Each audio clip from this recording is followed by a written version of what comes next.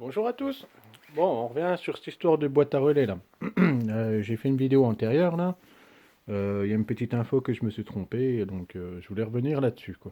Pour petite info, donc voilà, cette mobilette elle a 13 000 km là. Donc l'état de l'ensemble est correct.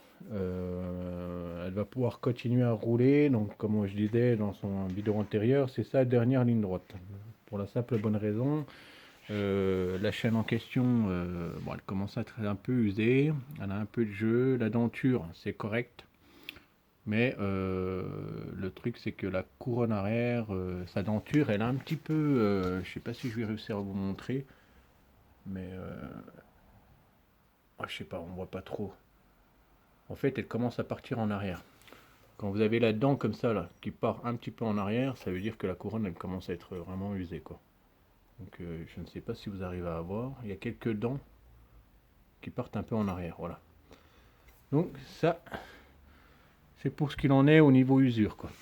Niveau intérieur, donc on est correct, hein, toutes les pièces ont été nettoyées, donc là on a les deux axes, les pignons, la chaîne, donc de transmission qui est à l'intérieur, là. Donc tout ça c'est nettoyé. Le pignon sorti de la boîte à relais, il est correct, il est encore en bon état. Les cages à aiguilles, c'est correct.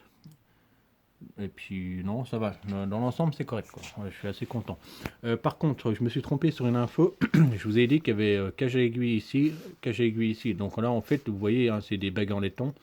Donc il y a bien une cage à aiguille ici, bague en laiton là. Si on retourne la pièce de l'autre côté, on se retrouve sur une bague en laiton aussi.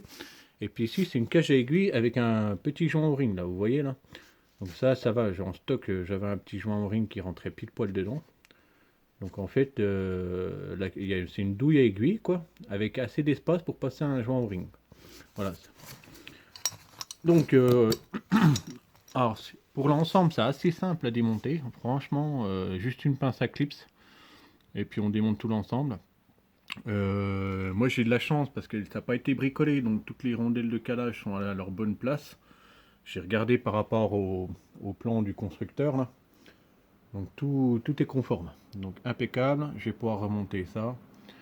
Et puis voilà quoi, remettre de la graisse et puis c'est reparti quoi.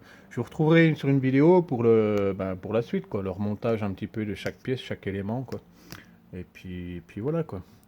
Bon sur ce, je vous souhaite une bonne journée et puis ah oui, petite info. Alors là, moi j'ai un truc, je suis un peu bloqué. Ah oui. Euh, Donc en fait, la transmission, elle passe par un plateau, hein, donc moteur avec un variateur, hein, comme toutes les mobilettes. Le plateau, moi j'ai mon premier pignon. Voilà, donc là le premier pignon, donc le plateau il fait tourner cette pièce là. J'ai un premier pignon, donc alors le premier pignon il a 13 dents, donc ça je l'ai noté, 13 dents.